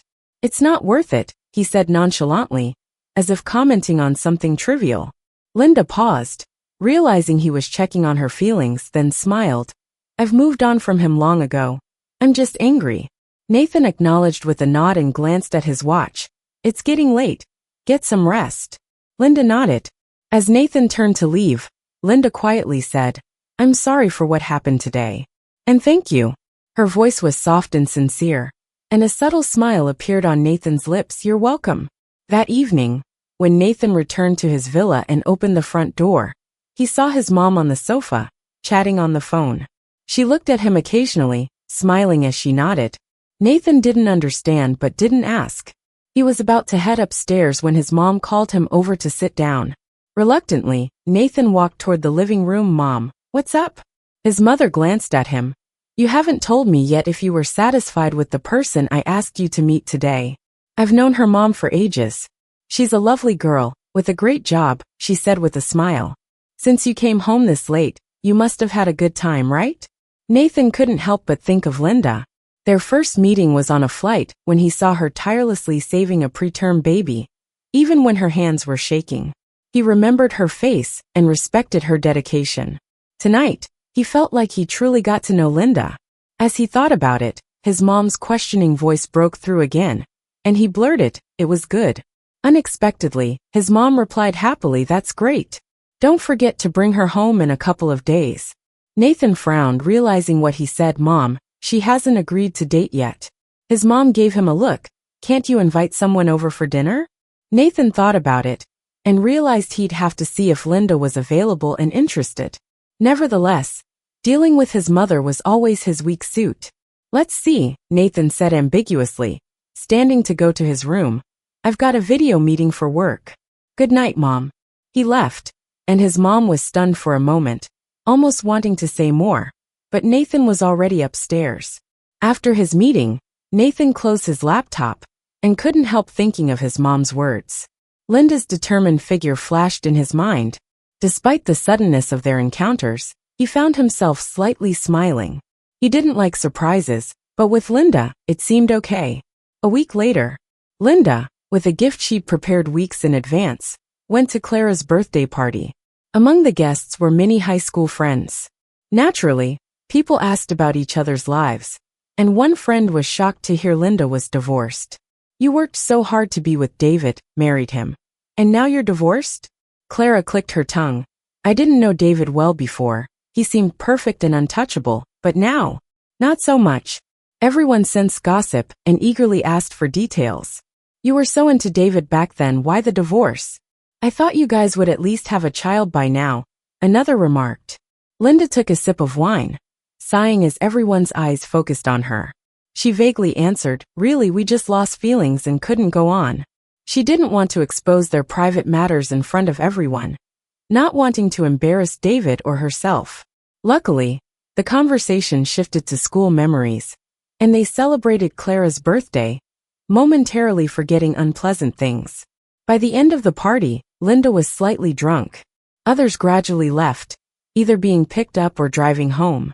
Clara and another friend helped Linda outside, worried about how to get her home safely. "I'm fine, really. I can get home on my own." Linda, with flushed cheeks, struggled to get her phone to call a ride. "Are you sure it's safe to take a ride like this?" Clara asked, concerned, thinking about how to properly help Linda. Squinting at her phone, Linda managed to say, "I've got a ride." She smiled, slightly hazy from the drinks. Holding her phone, she assured them, "No worries, I didn't have that much." When her call connected, she was a bit confused from the alcohol. "Hello? Where are you, driver? I'll be waiting at the corner, so don't go to the wrong place." There was a brief silence on the other line, followed by a familiar sigh. "Where are you now?" Startled and recognizing the voice, though her mind was muddled, she replied, "I'm at the lights. Do you see me? I'm wearing a blue dress." "Which intersection exactly are you at?" "It's the pickup spot I pinned." There was a brief silence on the other end, then a sigh, like there was no alternative. "This is Nathan. Are you drunk or something?" "Nathan?" Linda frowned, glancing at the number on her phone. Her foggy brain cleared up a bit. "Sorry, I just came from my friend's birthday party and had some drinks. I called you by mistake." Nathan paused for a moment and asked, "Has the driver arrived yet?" Linda guessed, "Not yet. Maybe they're still far away on their way here." Nathan said, "So you're talking to me on the phone? How's the driver supposed to reach you?" Linda was silent, then laughed awkwardly. "True, I totally forgot about that." Just as she was about to end the call, Nathan spoke again. "Don't hang up yet. Check where the driver's at." His voice was warm and gentle over the phone. "Nathan, I didn't know you were this thoughtful." He chuckled briefly, then said, "I just don't want you passing out on the street with no one to look after you. Waking up to this call log might not look good on me." "Yep, that's totally Nathan." Linda thought to herself, checking the estimated arrival time on her phone. Worried, she said, "It still says another 10 minutes. Cancel it." Nathan paused, then offered, "Send me your address. I'll have someone pick you up. It's safer." There were intermittent noises on Nathan's end, like he was busy outside too. No, that's a hassle. I'll just call another ride." Linda was a bit embarrassed to bother him. In the end, it was Clara, sitting next to her, who explained the address to Nathan. After hanging up, Clara couldn't help but ask, "Who is that answering your call? When did you meet him? How come I never heard about it?" Linda was a bit slow to react to the barrage of questions. I swear I told you.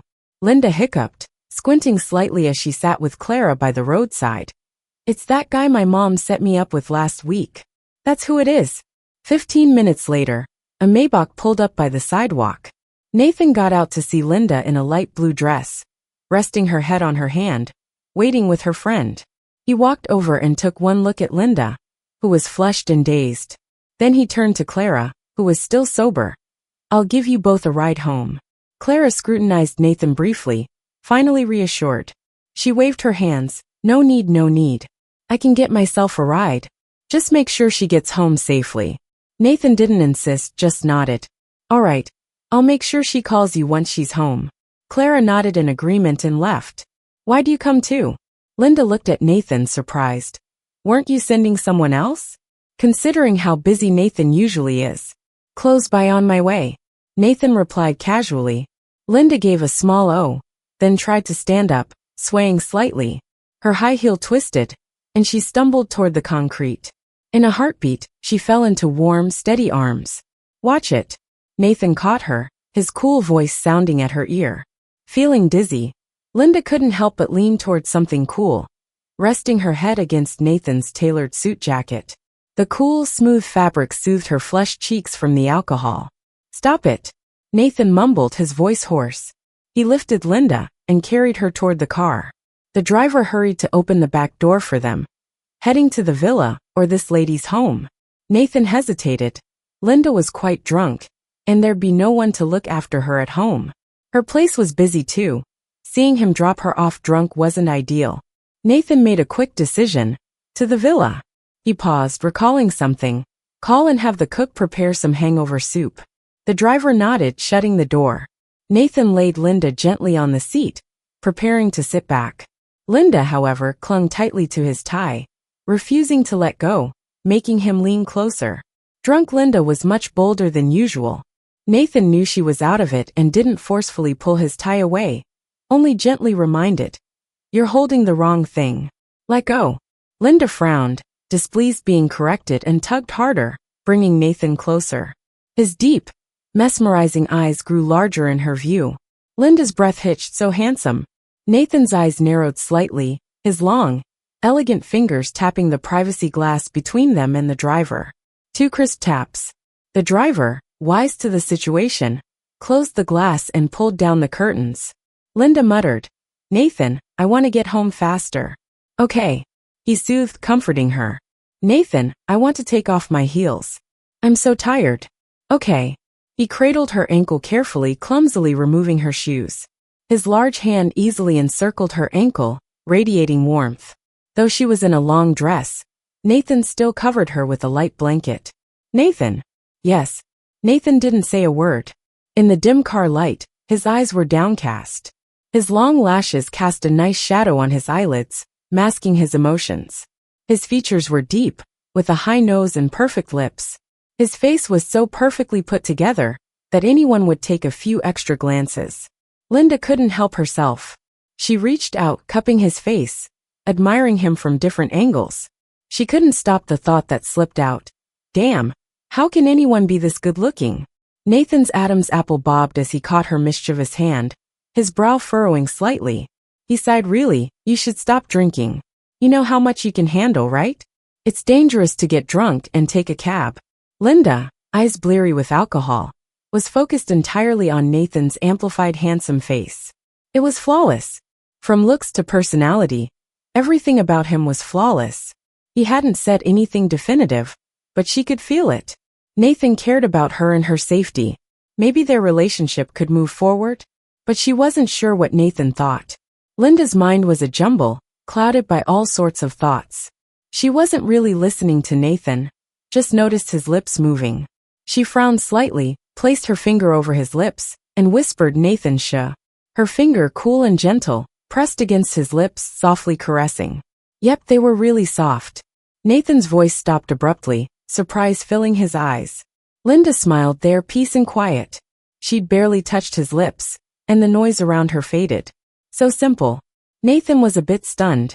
He looked down at her for a while, then sighed helplessly and took her hand away. You really are something. He didn't finish his thought.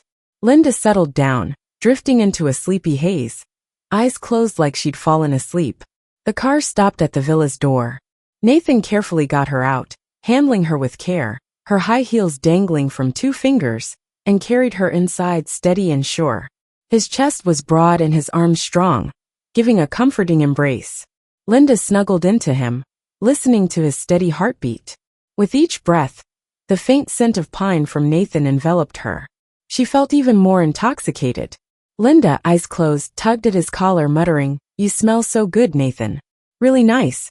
Her words were alcohol-induced, slipping out without thought. She didn't notice Nathan's brief pause, only heard his slightly hoarse voice caution, "Stop it." Linda surprisingly complied. Reaching the guest room, Nathan gently laid her on the bed, pulling up the covers.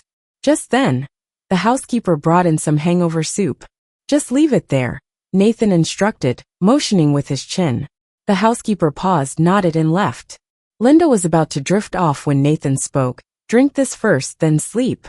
You'll thank me when you wake up headache-free." She stirred, feeling uncomfortable all over. Groggily, she sat up, but as she swung her feet off the bed, Nathan stopped her. "Where are you going?" "Shower," Linda mumbled, her habits overriding her intoxication. She felt gross sleeping unwashed. Nathan sighed and handed her the bowl. "Drink this first, then shower." Linda glanced at him, realizing there was no room for negotiation. She resignedly downed the hangover soup before heading to the bathroom. But barely a few steps in, her stomach churned and dizziness hit. She dashed into the bathroom, emptying her stomach painfully. "You okay?" Nathan's voice came from the doorway, calm yet concerned. Linda shook her head, insisting she was fine. She glanced in the mirror, seeing her messy hair and tear-smudged makeup. She looked back at Nathan's questioning gaze and suddenly cared. Half her intoxication sobered in an instant. "I'm all right. Just need a shower," she said quickly, pushing him out and shutting the door, sliding down to sit on the floor. Her image in front of Nathan tonight was utterly ruined. Linda lingered in the bathroom for ages, long enough that Nathan knocked, worried she'd fallen asleep in there. She finally turned off the water, intending to get dressed before realizing her dress was dirty.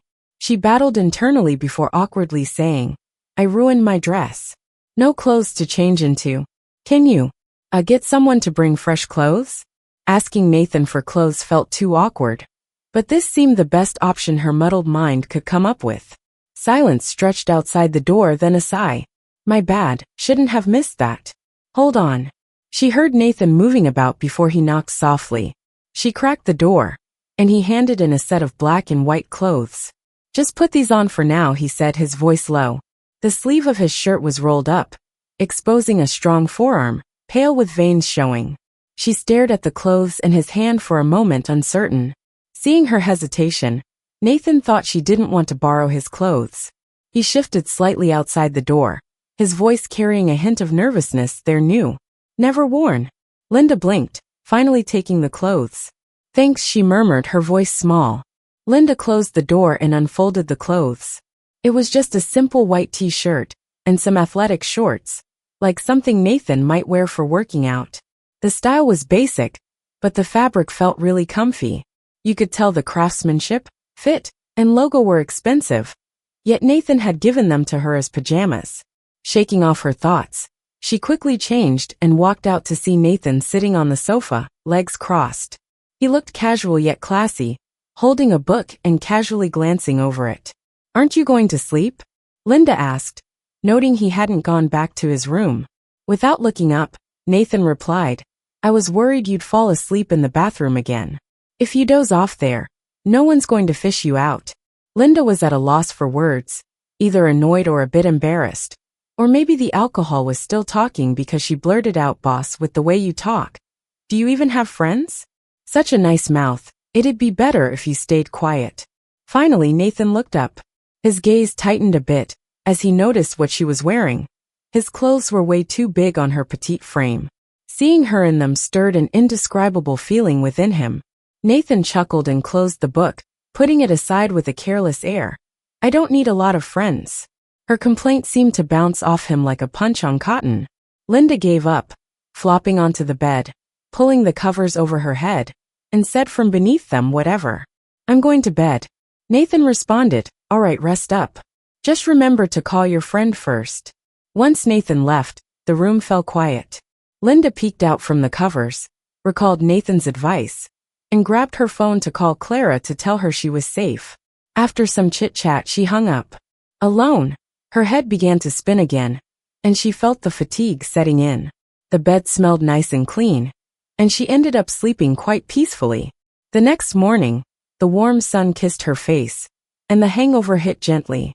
Linda struggled to open her eyes, looked at her phone, and realized it was almost noon. She had a moment of panic. She'd missed the start of her shift at the hospital. With a groggy head, she jumped out of bed to wash up, only to open the door and find the dining table set with several dishes. From the kitchen, she spotted a familiar figure busy at work and froze. Did Nathan actually cook? In the kitchen, Nathan's clean, slender hands turned off the lights in the open kitchen. He washed and dried his hands before bringing out the last dish. When he saw Linda standing there dazed, he asked, "Why are you just standing there? Come eat." Linda snapped out of it, waving her hands. "No, I need to get going and change. I'm late for work." Nathan called out just as she was about to leave, "It's Sunday. Aren't you off?" Linda stopped short, slowly turned back, checking her phone for the date, and sure enough, it was Sunday. No wonder she hadn't gotten a call for her tardiness. Relieved, she chuckled awkwardly. Nathan's lips curled slightly upward. He set the table with a light-hearted air. "So, now can you relax and have breakfast?" She sat down embarrassed, looking at the nice spread of dishes. There were 4 elegant plates, and a freshly prepared dish of dragon well shrimp, under a cozy gleaming light. They were all Linda's favorites. "Did you make all of these?" She hesitated to ask. Nathan glanced at her, almost as if saying, "Who else would?" "I don't cook often, but that doesn't mean I can't," he said, offering her a dish. "Try it." Linda took a bite, eyes widening at the surprisingly good taste. "It's good, but it's just us eating?" Nathan nodded. "Yeah, my parents are traveling abroad, and I gave the house staff the day off." Nodding, Linda focused on her meal. After they finished, Nathan handed her a beautifully wrapped box. "Open it and see if it fits."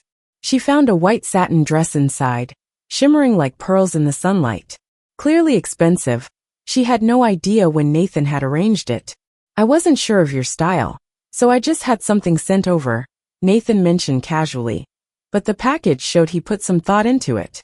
Before she could refuse, Nathan spoke, almost as if predicting her. "If you don't take it, no one's going to wear it here." Linda hesitated, then softly said, "Thank you."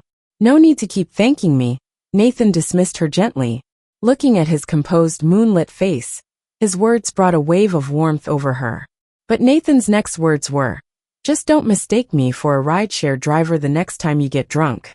He was sitting on the sofa, working on his laptop, the screen's glow highlighting his sharp features, which seemed slightly softer now.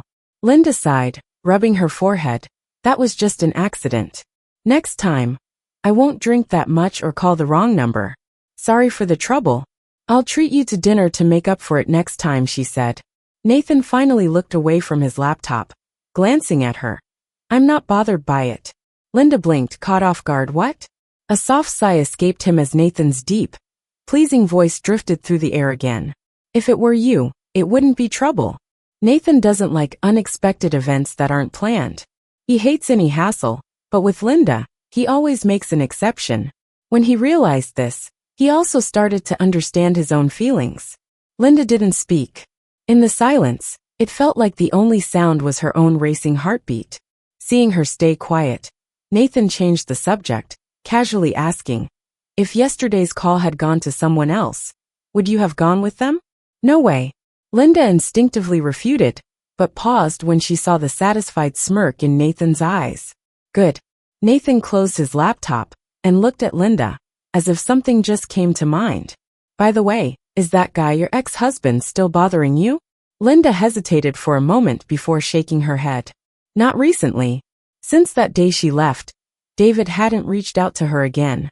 If Nathan hadn't brought him up, she might not even have thought about him.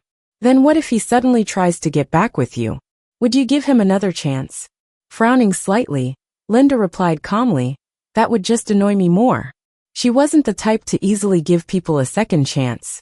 Once something is broken, it's broken. No matter how you fix it, it'll never be quite the same. Nathan's smile deepened. And if someone else tries to pursue you now, would you turn them down? Linda looked at him, noticing how his eyes playfully narrowed like a crafty fox, baiting its prey. She smiled softly and said, depends. If it's someone I dislike, of course I'd turn them down. Nathan lifted his gaze to meet hers, his eyes deep like a pond. Swallowing nervously, he asked, do you dislike me? His clear voice held a hint of tension, matching his anxious heart. Pretending not to understand, Linda replied, what do you mean? Spotting her sly smile, Nathan let out a low chuckle. With a sudden pull on her slim wrist, he drew Linda into his arms. Caught off guard, Linda landed on his lap, her hands instinctively gripping Nathan's shoulders, his warm breath brushing her ear. Don't ask what I mean. Just answer me. He didn't point out her feigned ignorance but gently repeated, do you dislike me? The question, repeated yet soulful, sounded more like do you like me? Heat rose in Linda's ears as she tried to calm her racing heart. Not at all. Is that so? That's enough. Nathan looked into her eyes, and Linda felt like she could see the unspoken love in his gaze. Linda, would you consider trying to be with me? Nathan's voice echoed in her mind. In that moment, the world seemed to fade away, leaving only his captivating eyes before her. Okay. Nathan's eyes shimmered, his hand at her waist gently guiding her closer, as he leaned in for a tender kiss on her lips. Half a month later, at the city hospital, Linda, wearing her lab coat, was making rounds in the wards when a commotion broke out in the hallway. A group of nurses hurriedly wheeled a pregnant woman from the ambulance towards the operating room. Doctor, this pregnant patient is experiencing sudden bleeding. It's not looking good. We need to operate immediately. Linda quickly assessed the patient's situation, her brow furrowing in concern. Get ready for a C-section, she ordered. Upon entering the OR, it was clear the situation was critical. The baby was at risk of suffocation. The woman, drenched in sweat and trembling, weakly asked, Doctor, what about my baby? Linda paused but told her the truth. The baby is lacking oxygen, at risk of suffocating. She followed up with, we need a family member to sign the consent form. Where's your family? Biting her pale lips, suppressing pain, the woman replied with tears in her eyes, I came alone. I don't have any family with me. Linda didn't understand it completely, but she sensed the woman had her reasons. She briefly recalled her own experience of feeling alone and vulnerable. After a moment's hesitation, Linda said, you can sign it yourself then. With a steadying hand, she helped the woman scrawl her trembling name on the paper. Though the writing was shaky, the strength in choosing her own destiny was palpable. Thankfully, the operation went smoothly. Both the baby and mother were safe. As Linda exited the OR, she was met by two late arriving family members. Doctor, how's my wife? Did she give birth? Is it a boy? One man hurriedly asked. An older woman joined in. Is the baby healthy? A boy would be even better. As they flooded her with questions, Linda's frown deepened. They hadn't been there during the most critical moments, and now their first concern was the baby's gender. Instead of answering, Linda asked, where were you when she entered the OR? When she needed consent, where were you? Her anger bled into her tone. The woman responded defensively. Her sister was at home. She cut her wrist. My son and I had to take her for treatment. What's your issue with that? None. Linda replied with a cold smile, turning her gaze to the man. But couldn't one of you have stayed with her? Did you know she nearly didn't make it? And you call yourself her husband? The man was taken aback, clearly unaware, shame coloring his expression. While Linda didn't know the full story of their family issues, she felt it was inexcusable to leave a woman to give birth alone. The woman bristled at Linda's criticism of her son. What's wrong with him? He's her husband and also a brother. His sister was on the brink of death from wrist cutting, and he was too concerned to notice what was happening? And what's the big deal about her having a baby? When I had my baby, I wasn't as pampered as she is, still needing someone around. And who do you think is more important, a sister or just someone who married into the family? The woman kept scolding, and the crowd gathered around kept growing. The man didn't want trouble, and he kept trying to hold her back, But she got even angrier and started shouting at Linda, accusing her. You're a doctor and you know nothing, blaming my son. Apologize to him right now. Linda looked at her outburst calmly, not getting angry but rather smiling. Ma'am, I don't apologize to people, I just deliver babies. Does your son need my help? I'll report you. The woman clutched her chest in frustration and shouted. My son is a famous lawyer. You better watch out or I'll have him sue you. The woman was always proud of her son and felt invincible because of his status, even going as far as to threaten others. After all, most people preferred to avoid lawyers and definitely didn't want lawsuits. People usually let her have her way to avoid trouble, so she became more arrogant. But Linda, hearing all this, showed no fear and said in a bland tone, go ahead. She was just stating facts. There was nothing for her to fear. Looking at the husband and mother-in-law of the woman before her, Linda couldn't help but feel a pang of coldness. The mother and the baby's health were stable now. She didn't want to see these two anymore. She intended to leave by walking around them, but the woman grabbed Linda's sleeve and wouldn't let go. Unless you apologize to my son, you're not leaving today. That's not happening. Linda glanced back, smiling lightly as she pulled her hand free. Did I say anything wrong? If today's operation didn't save the mother, whose fault would that be but yours for neglecting her? And when you showed up, you only cared if the baby was a boy. Did you even consider the mother's feelings? Did you fulfill your duties as a husband? How dare you speak about my son like that? The woman was fuming, raising her hand high to slap Linda. But Linda caught her wrist and pushed it back. The woman didn't expect Linda to fight back or have such strength, which caused her to stumble backward. The man hurried to support the old woman, looking at Linda reproachfully. You're a doctor. How could you hit my mom? Linda wasn't having any of that moral trapping. Does being a doctor mean I have to stand here and take a slap for no reason? The man was at a loss for words, while the woman got angrier, lunging forward with her nails ready to scratch at Linda's face. Things seemed out of hand. Just then, a tall and lean figure appeared, standing protectively in front of Linda. Linda was surprised by the man's broad back. What was David doing here? This towering shadow loomed over the woman, looking down at her with a menacing tone. Touch her again, and I won't go easy on you. Not wearing a doctor's coat, he didn't seem to care about being polite to patients or their families. At the cold look in David's eyes, the woman's arrogance suddenly faded. David addressed the two with stern and chilling words. You know who's right and wrong here. Don't make more trouble for her. Faced with such an imposing man, the flustered woman just nodded sheepishly. David then turned to lead Linda away. Linda frowned, trying to pull her hand free, but David held it tightly.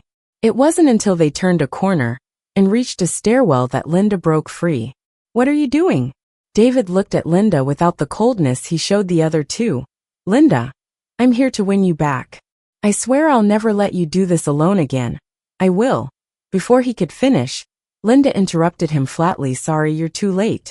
I have a boyfriend now. David was momentarily stunned. What? He looked into Linda's eyes, searching desperately for any sign that it was a lie. You're just saying that to mess with me, right? Listening to his self-deceiving questions, Linda didn't answer, watching his eyes turn red with silence. From her silence, David gradually realized the truth. She wasn't lying. She truly had someone else now. Is it the guy who picked you up the other day?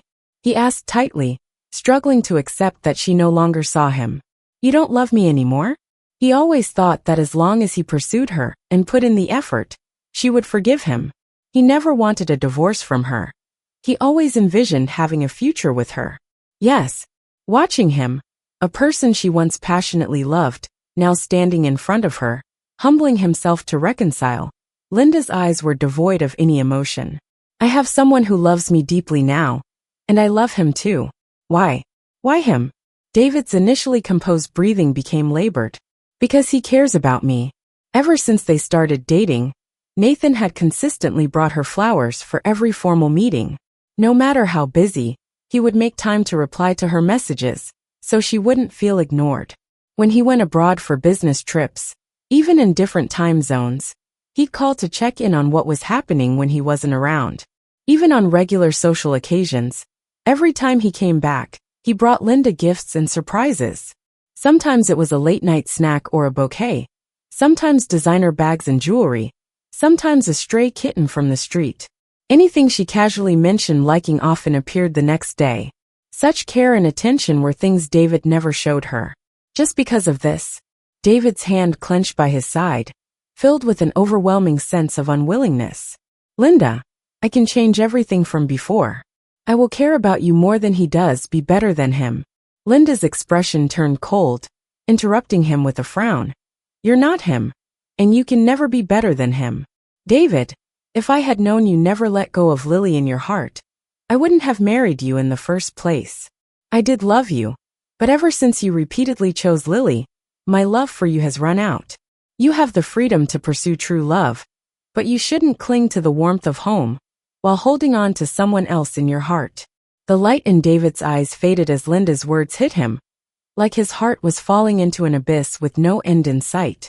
Linda's voice remained calm, her eyes steady. David, I'd rather remember our relationship at its best than look back and see the ugly conflicts and rifts for the rest of my life. I'll never forgive you. Don't come looking for me again. It just makes me feel disgusted. But thank you for helping me earlier. I also wish you and Lily all the best. With those words, it felt like David's long-held defenses were shattered, tearing his heart apart. Without another glance at him, Linda turned and left decisively. It was as if she had completely walked out of his world, leaving him alone with memories, with dreams of a happy family with Linda, tormented by regret. After clearing things up with David, Linda felt a weight lift off her shoulders as she returned to the doctor's office. Ding! Her phone pinged with a message from Nathan. Just got out of a meeting. No need to work overtime tonight. I'll pick you up for dinner. Linda looked at the screen, smiling slightly as she replied, Okay, I'll wait for you. After replying to Nathan, she put her phone back in the pocket of her white coat and went to do her rounds. The patient had been moved back to her room. When she woke up, the first thing she did was resolutely file for divorce. She wanted to keep the child she gave birth to, along with her share of the property, leaving nothing for her mean-spirited in-laws. Just like Linda, leaving nothing but memories for David. Half a year later, since that day at the hospital, David never appeared before Linda again. And as for him and Lily, they never ended up together after all. Linda heard about Lily again through local news trending online. Raising a child is expensive. Lily tried to get child support from her ex but was exposed. The child wasn't even his. Now she's being sued by the ex-husband to reclaim the divorce compensation given to her. Desperate, she sought David, who turned her away. She then made a scene in front of South Airlines. Videos were uploaded by bystanders, creating a big scandal online. David had no choice but to resign and move abroad. Before leaving, he sent Linda one last message with an unknown number. I'll spend my life in regret, always loving you. Linda looked at the text silently, then deleted and blocked it without hesitation. What are you doing?